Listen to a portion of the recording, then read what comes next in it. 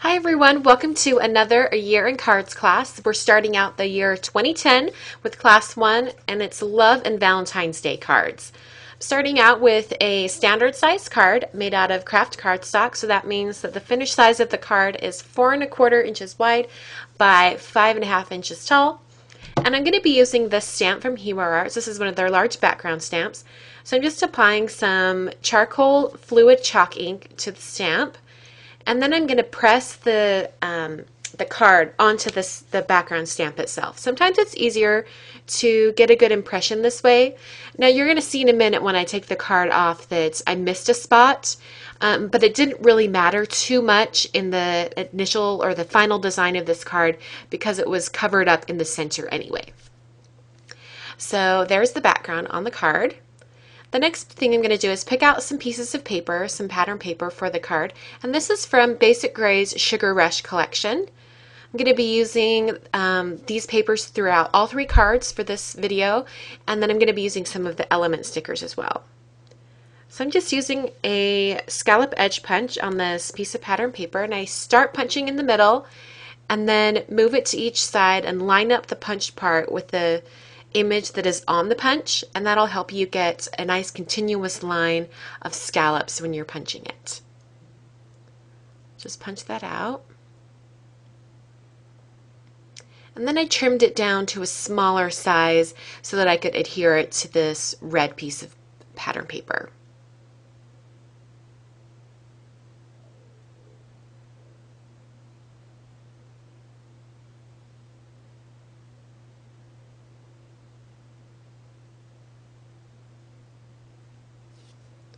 I'm going to be using some felt shapes from Basic Gray from the same collection. I'm going to be using that heart right there. So I'm just going to open up the package and kind of see where I want to have it placed on this pattern paper. And I think I want it kind of up to the top and kind of hanging off the side. So I'm going to use a circle punch. This is a 1¾ inch circle punch. I'm just going to have it kind of hang off the edge and just cut out a portion. And that way I can put it on the card and have the heart kind of in the center of that area. Just drawing on kind of a slope squiggle line with a pencil, and I'm going to be going over it with a white gel pen. So I'm just, in order to get a nice smooth line, I've drawn it with pencil first. And then I'll go over it with a dashed line going down into a little arrow. Then I'm going to write in my sentiment, which is, I love you. And I actually sketched out the I love you part first as well. I just didn't show that. I just edited that part out. But I did have it written out so I would have a good placement. And then I'm just going to set this aside for a few minutes to let it dry so that I can erase it. If I would have tried to erase the pencil lines right after writing in the white ink, it most likely would have smeared. So I always wait a few minutes before erasing over the top of white ink. I adhered some dimensional adhesive to the back of this pattern paper, and now I'm putting it onto the card. And then I'll adhere the heart, the felt heart, and it kind of overlaps the red paper and then onto the card. I'm going to use the We Are Memory Keepers corner chomper just to round these corners. And then the last thing I'm going to do for this card is draw around some white stitching just around the outside edges, just to further accentuate the interior space of the card. And that finishes as the first card. Moving on to the next card, I've started out with some dark gray cardstock for the base, and I've cut out some pieces of pattern paper that are going to go in the center of the card. Before I get to the other pattern paper, I'm going to do some kind of like a ribbon wraparound technique over this cardstock. So I'm just covering the entire front of the cardstock with adhesive, and then I'm going to be sticking down some ribbon, and I'm having it go horizontally or diagonally just for some added interest.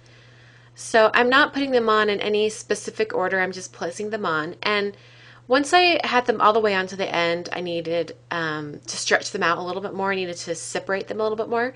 So I ended up pulling some of the ribbon off and repositioning them so that it fit the size of cardstock a little bit better.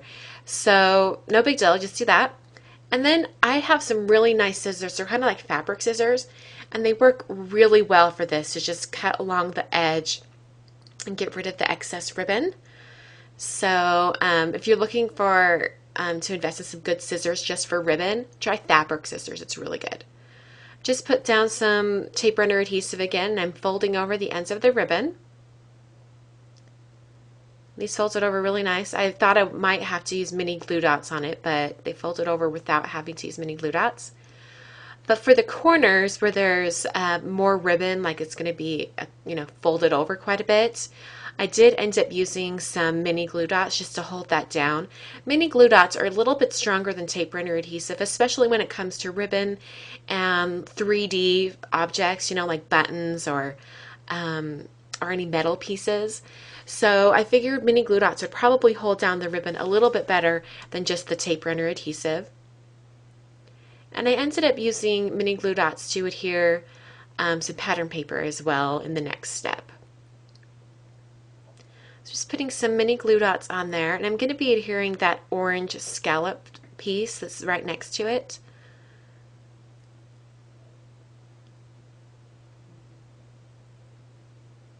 Just going to line that up.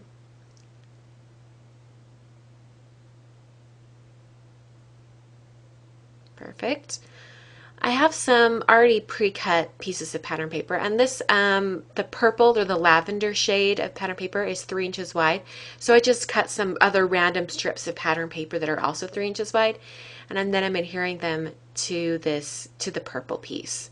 This is one of my favorite ways to make a simple card, is to have bands of color or bands of pattern paper, and just by adding that ribbon element, it's something a little bit more interesting and shaking up a bit from my usual bands of color on cards. Taking some of these little tiny hearts from the Element Stickers sheet that came in the Sugar Rush collection pack. You can also buy this separately from the paper over at 2 Peas in a Bucket at their store. So just putting those hearts on. The next thing I did was I took this Dots background stamp from Hero Arts. This is one of their large cling background stamps.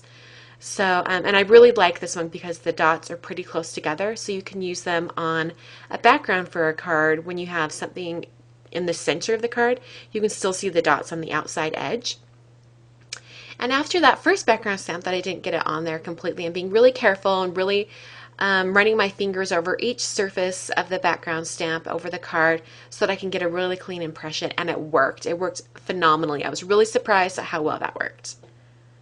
So I've got some chipboard letters. These are also from Basic Gray, and I've adhered them to this piece of pattern paper from the E going left so that I could get it positioned just right so that the word was off more to the right side of the design.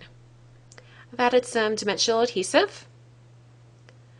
I'm putting that on to the front of the card.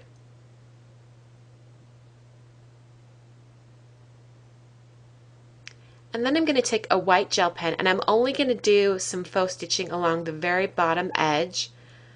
And that's just to bring out the stitching that's in the ribbon and also on the first card. So I'm on to the third card, and we're starting out with some dark gray cardstock as well, but I've covered the entire front of the card with pattern paper. And now I've got some gray pattern paper, and I'm just drawing a heart shape on there in a pencil, and then I'm going over with an X-Acto knife. And when you're cutting out like rounded shapes like the top of this heart, sometimes it can be really hard with a crafts knife or an X-Acto knife. So just take your time and be really, really careful. I always keep my left hand off to the side, kind of laying flat, and I try to keep it far away from the blade when I'm cutting. Going around the outside of that heart window with some Tombow Mono multi-glue, and then I'm gluing on just a little piece of vellum. And that's just so it has something in the center of the window. I'm cutting a little tiny slit on the side of the heart in the vellum so that I can thread some ribbon through and then tie it into a knot. Now ideally, if I would have had like a more narrow ribbon, I probably would have used that. This wide red ribbon is a little bit too wide, but it works okay. Just went around the edge of the heart with some faux stitching, and then I'm adding a felt heart from that same Basic Gray Woolies pack. I punched the corners with the We Are Memory Keepers corner chomper, and then I'm going around the edge with a white gel pen, and then I'm adhering it onto the card.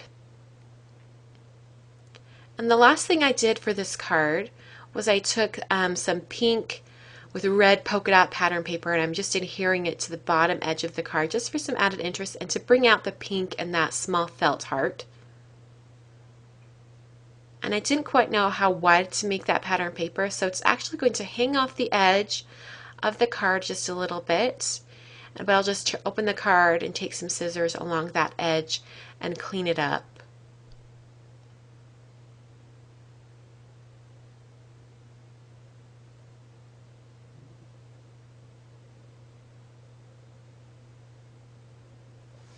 Okay, and there's the third card.